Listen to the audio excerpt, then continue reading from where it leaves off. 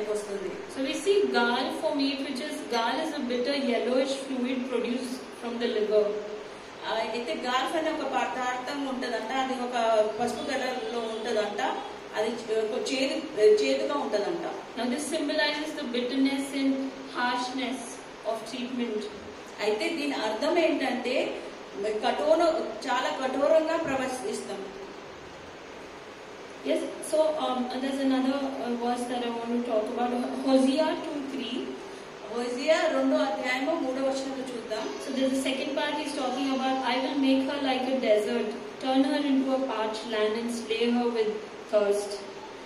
నేను ఆ స్థలాన్ని ఒక డెజర్ట్ ని లాగా చేస్తున్నాను, కానీ దాన్ని ప్యాచ్ లాగా చేయమని అడుగుతున్నారు. So Hosea is wanting to discipline his wife Gomer. అయితే హోషేయ తన భార్యని డిసిప్లిన్ లో పెట్టాలని ఈ రీతిగా చెప్తున్నారు. So Gomer has found her image in her joy and prostitution, right? హోషేయ భార్య ఒక వ్యభిచారి, హోషేయ తన భార్యతో ఈ రీతిగా చెప్తున్నారు. So he was saying when he asked her to stay away from it, so it felt like it was a parched land and it was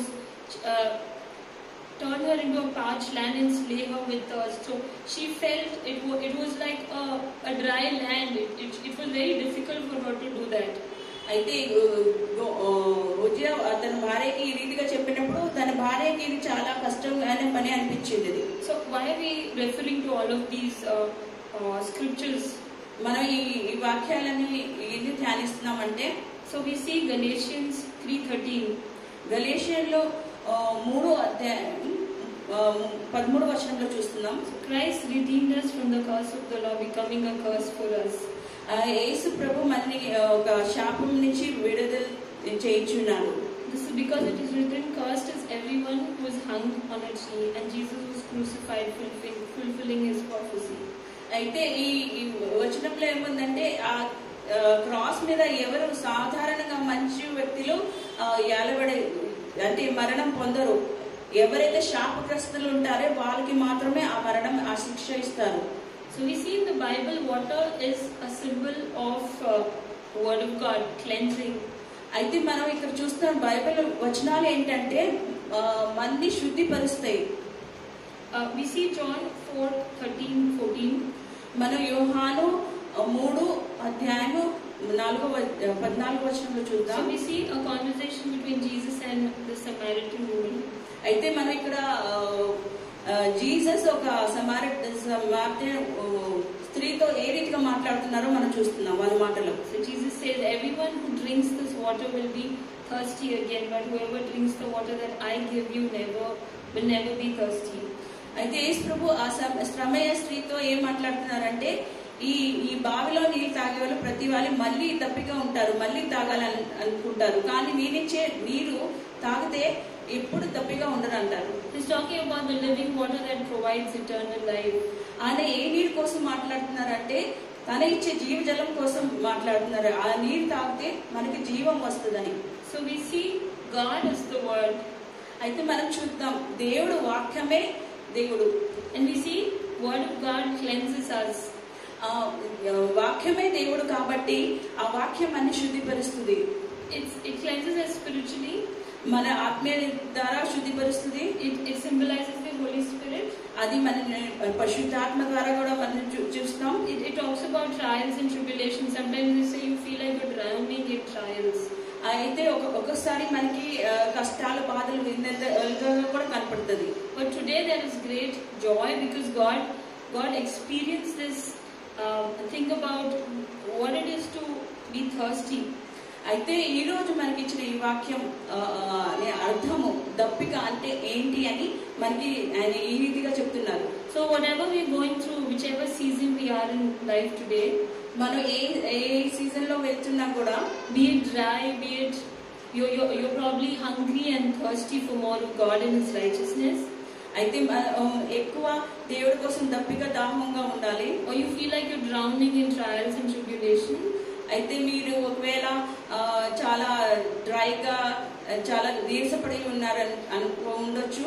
Because of the finished work of the cross, because of God fulfilling the prophecies. ఎందుకంటే దేవుడు ఈ prophecies ని సంపూర్ణం చేస్తున్నాడు కాబట్టి He's a great high priest who sympathizes with us and he understands. ఎందుకంటే ఆయన ప్రధాన యాజకుడు కాబట్టి ఇవన్నీ అర్థం చేసుకుంటారు. Also, Amos 8:11 says, Amos 8:11 అధ్యాయం ఈ రీతిగా చెప్తుంది, the days are coming, declares the sovereign Lord, దేవుడు రాకడ ఎంతో సమీపంగా ఉన్నది కాబట్టి, when I will send a famine through the land, not a famine of food or a thirst for water, but a famine of hearing the word of the Lord. అయితే famine అంటే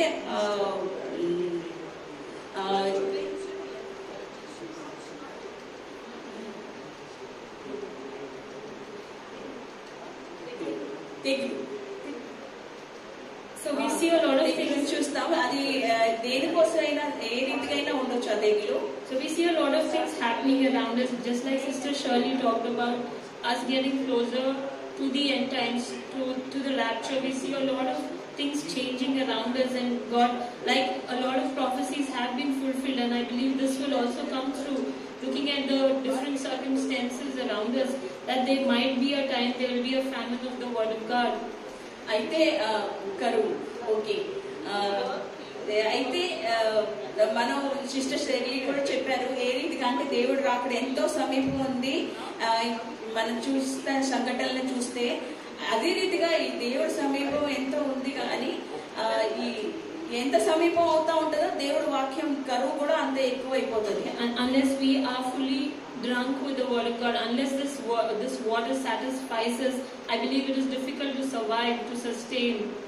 వచ్చే రోజుల్లో చాలా కష్టం కాబట్టి ఈ వాక్యం దొరుకుతాం. కాబట్టి మనం ఏం చేయాలంటే ఈ వాక్యాన్ని చాలా మనం తినాలి, తాగాలి. ఎప్పటి వరకైతే మనం ఈ వాక్యం తాగామో అది మనకి ఈ ఫ్యూచర్ లో అది దొరకదు. అందుకని కంపల్సరీ ఈ వాక్యాన్ని తినాలి, తాగాలి. Let's just pause for a while there.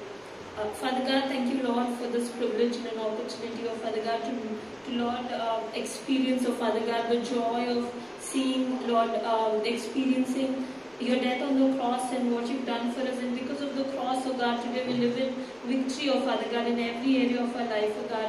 Lord, even as you, Lord, talking about the fifth word of Father God, you said, I thirst, oh Father God. I believe, Lord, that you know how it feels, Lord, for us to thirst, oh Father God, for more of you, oh Father God. Lord, in a dry and desperate time, oh Father God, to just cry out to you, Lord.